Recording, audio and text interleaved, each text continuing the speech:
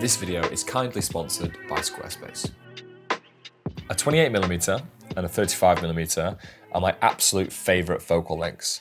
And this video isn't going to be comparing the obvious differences between lenses like a 16mm and a 200mm. This is more about the very subtle differences and the way these focal lengths make me feel depending on what scene I'm approaching and what lens I decide to pick up and why. This is about when and where a 28 versus a 35mm might be appropriate or more effective. I'm also super stoked to announce Across the Pond Volume 2 is available, my second photography zine.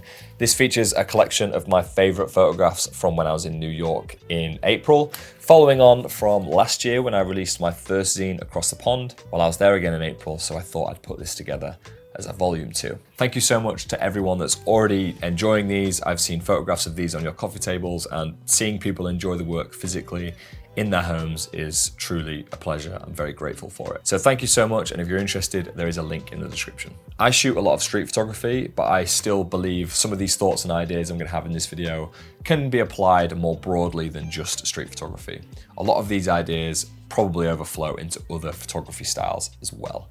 I just thought that was worth mentioning. One quick caveat, and that is that obviously photography is subjective. Anything can look good from any perspective. There are no rules. Do what you want. With that out the way, if you disagree with anything I'm gonna say, that's cool. But right now, until I look at the comments, this is a one-way dialogue from me brain dumping thoughts to this camera. So here's just some ideas I've had that have been bouncing around my head. And quite honestly, I don't think any of this truly matters that much, but I just know there are other nerds interested in this kind of thing, just like I am. So with that being said, let's talk about it. For me to describe the ways that a 28 makes me feel versus a 35 makes me feel, I think it's worth explaining the two types of street photography that I fall into and I know many other people fall into. The first way is crafting moments. Here, the emphasis is on shaping the image, being selective with your scene and often waiting for the right subject to enter. These shots are typically more aesthetically pleasing, maybe even technically superior, but sometimes they lack raw substance. This is aesthetics over story. And the second method is discovering moments. This is all about reacting, spotting something unexpected, capturing a moment that could have easily gone unseen. These aren't always technically perfect images, but they're often more emotionally compelling. This is story over aesthetics. And in my experience, 28mm works best for discovering moments and 35mm works best for crafting moments. A 28mm shows me the photographer's perspective, literally, naturally, unfiltered. What they saw and how they saw it. 35mm shows me that as well, but more carefully arranged, more controlled and thought through. I think both of them do feel natural, and that's why a lot of street and documentary work falls between the 28 to 35mm range, but there is just a subtle difference in attitude. 35mm feels more designed, often beautifully designed, but 28mm feels more honest. It behaves like life does, full of accidents and unplanned beauty. I'd just like to take a moment to share with you today's sponsor, Squarespace.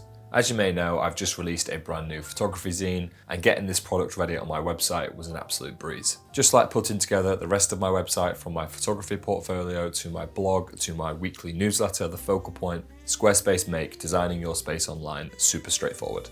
I even created a blog from the very script you're seeing in this video in about 5 minutes. Whether you want to use one of their beautiful templates or let AI do the heavy lifting for you, Squarespace has you covered. So why not at least start a free trial and see what you think? When you're ready to launch, go to squarespace.com/Mike Chudley to save 10% on your first purchase of a website or domain. Let's get back to it. You might be thinking, well, Mike, if you just love the wider look of a 28mm, why stop there? What about 24, 21, or even 16mm?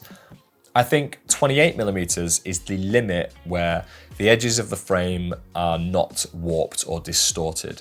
Certainly at 24mm, 21mm, certainly 16mm, it doesn't look natural. It looks far from it. But don't get me wrong, I have seen some incredible frames at 16mm. That super wide look can look really engaging and really creative. But I think with the goal of street and documentary work, I still want it to come across naturally. So I think that's where 28 fits perfectly. Whereas a 35mm frame is actually very neat, and I think the lines are all straight, everything can be composed to perfection, whereas a 28mm just stretches that out a little bit to let some more organic distractions and natural stuff take place within the frame.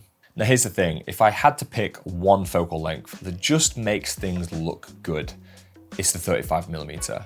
Neat, organized, intentional. Aesthetically, it might be my favorite. If I want a beautiful, clean image, 35mm is the one I'll reach for. However, if I'm going on a casual street photography walk, maybe I'm in a new city, getting my steps in and soaking in the atmosphere, 28mm is my easy, carefree choice. So if I am being more intentional, playing with geometry and shape, hunting down light and shadow, maybe even taking the odd portrait, 35mm gives me more focus and control.